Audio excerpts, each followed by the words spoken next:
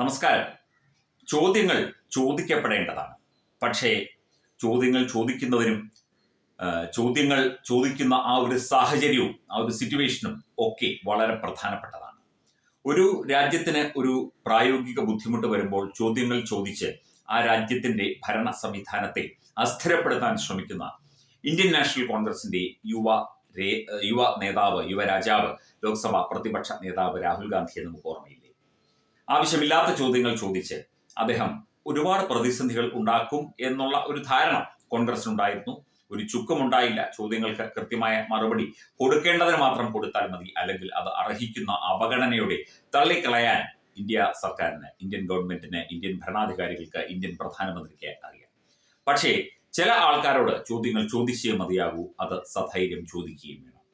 ജനങ്ങൾക്കിടയിൽ പ്രവർത്തിക്കുന്ന ഒരു ജനപ്രതിനിധിയാണെങ്കിൽ തീർച്ചയായിട്ടും അദ്ദേഹത്തോട് ചോദ്യങ്ങൾ ചോദിക്കണം, അല്ലെങ്കിൽ അവരോട് ചോദ്യങ്ങൾ ചോദിക്കണം. ജനങ്ങൾ വോട്ട് ചെയ്ത് തെരഞ്ഞെടുത്ത വ്യക്തിയാണ്.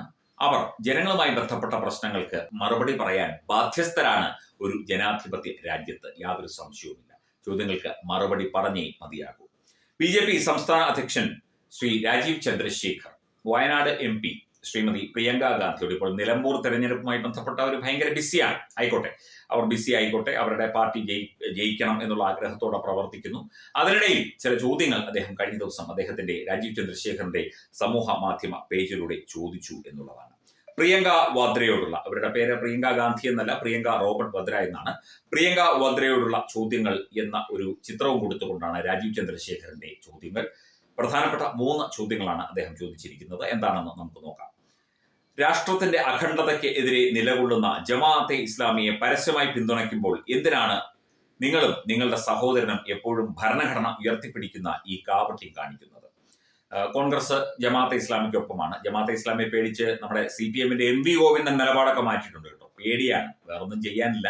ഇവരെയൊക്കെ തന്നെ ഇത്തരം തീവ്രവാദ ശക്തികളെയും അത്തരം സംഘടനകളെയും ഒക്കെ ഇരുകൂട്ടർക്കും, കോൺഗ്രസിനും കമ്മ്യൂണിസ്റ്റിനും പേടിയാണ്. അപ്പം രാഷ്ട്രത്തിന്റെ അഖണ്ഡതയ്ക്ക് എതിരെ നിലകൊള്ളുന്ന, പരസ്യമായി പോലും നിലപാടെടുക്കുന്ന ജമാഅത്തെ ഇസ്ലാമി എന്ന ഈ ഒരു സംഘടനയുമായി ബന്ധപ്പെട്ട് നിങ്ങൾ ചേർന്ന് പ്രവർത്തിക്കുമ്പോൾ ഈ ഭരണഘടനയുടെ കോപ്പിയുമായിട്ട് നടക്കുന്ന ഈ നാണംകെട്ട പരിപാടി എന്തിനാണ്? അത് നിർത്തിക്കൂടി.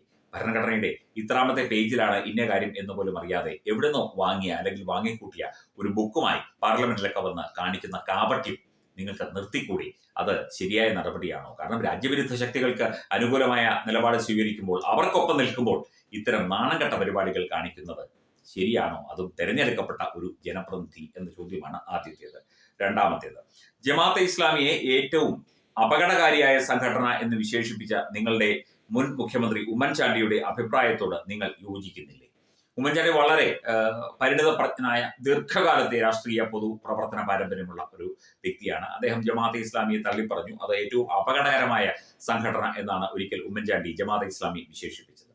അപ്പം അത്തരം ഒരു പ്രവൃത്തി, അതായത് രാജ്യവിരുദ്ധ പ്രവൃത്തി നടത്തുന്ന ഒരു സംഘടനയെ ഒരു വളരെ സീനിയറായ നേതാവ്, ഒരു സംസ്ഥാനത്തിന്റെ മുഖ്യമന്ത്രി, പലവട്ട മുഖ്യമന്ത്രിയായ ഒരു വ്യക്തി, അദ്ദേഹം ജീവിച്ചിരിപ്പില്ല, എന്നാൽ പോലും അദ്ദേഹം തള്ളിപ്പറയുമ്പോൾ അതേക്കുറിച്ച് എന്തെങ്കിലും പ്രിയങ്ക ഗാന്ധിക്കോ അല്ലെങ്കിൽ പ്രിയങ്ക റോബർട്ട് വദ്രയ്ക്ക് എന്തെങ്കിലും അറിയാമോ? അതേക്കുറിച്ച് അദ്ദേഹത്തിന്റെ അഭിപ്രായത്തോട് താങ്കളോ അല്ലെങ്കിൽ താങ്കളുടെ പാർട്ടിയോ യോജിക്കുന്നുണ്ടോ എന്നുള്ള ചോദ്യവും രാജീവ് ചന്ദ്രശേഖർ ഉയർത്തുന്നു. ഒടുവിലായി 3ാമത്തെ ചോദ്യം, അജ്മൽ കസബിനും, അതായത് പാർലമെന്റ് ആക്രമണത്തിലെ പ്രധാന പ്രതി അജ്മൽ കസബിനും അഫ്സൽ ഗുരുവിനും വേണ്ടി പ്രാർത്ഥനകൾ നടത്തുകയും ഹമാസ് ഭീകരതയെ പിന്തുണയ്ക്കുകയും ചെയ്യുന്ന ഈ സംഘടനയ്ക്കൊപ്പം, ജമാഅത്തെ ഇസ്ലാമിക്കൊപ്പം നിൽക്കുമ്പോൾ എന്തിനാണ് ഈ മൊഹബത്തിന്റെ കാപട്യം നിങ്ങൾ അഭിനയിക്കുന്നത്? ഇത്തരം ആരോടാണ് മൊഹബത്ത്?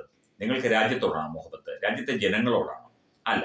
നിങ്ങൾക്ക് ഇത്തരം സംഘടനകളോടും വോട്ട് ബാങ്കുകളോടും, അല്ലെങ്കിൽ വോട്ട് ബാങ്ക് രാഷ്ട്രീയം കളിക്കുന്ന, വൃത്തികെട്ട നെറികെട്ട രാഷ്ട്രീയം കളിക്കുന്ന കുറെ പ്രവർത്തകരോടും കുറെ ആളുകളോടും മാത്രമാണ് നിങ്ങൾക്ക് മൊഹബത്തുള്ളത്. നിങ്ങൾക്ക് ജനങ്ങളോട് മൊഹബത്തുണ്ടോ? ഈ മൊഹബത്തിന്റെ കാപട്യം നിങ്ങൾ എന്തിനാണ് ഇങ്ങനെ ചെയ്യുന്നത്?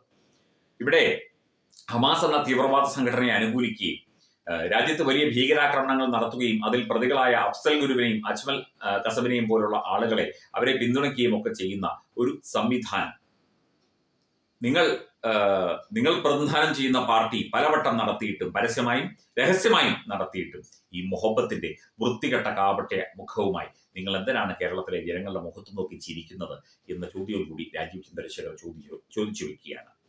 ശ്രീമതി പ്രിയങ്ക റോബർട്ട് ഭദ്ര ഇതിനൊന്നും ഉത്തരം പറയും എന്ന് നമുക്കറിയില്ല. കാരണം ഇതിന്റെ ചരിത്രവും ഇതിന്റെ കാര്യവും ഇതിന്റെ സംഘടനാ സംവിധാനങ്ങളും കോൺഗ്രസിന്റെ യഥാർത്ഥ രാഷ്ട്രീയ ചിത്രം, അതായത് മൂടുപടമിട്ട രാഷ്ട്രീയ ചിത്രമൊന്നും ഈ സ്ത്രീക്ക് അറിയാം എന്ന് തോന്നുന്നില്ല.